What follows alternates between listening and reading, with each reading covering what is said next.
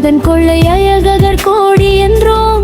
வாழும் உயிர்களை புதைய வைத்து மண்ணில் புதைத்த உடல்களை புரட்டிவிடும் மைவடம் இன்று கண்டு கொண்டோம். இந்த மண்ணுக்கு மனிதனே உரம் என்போம்.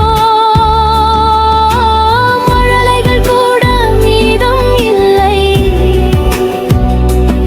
இங்கு மான்விழி வைகிரி தப்பவில்லை. காளையர் பாய்ந்தோட வழியும் இல்லை. இரவு தூங்கி பொழுது விடிவதற்கும் ஒரு ஊரே இருந்த தடையும் இல்லை.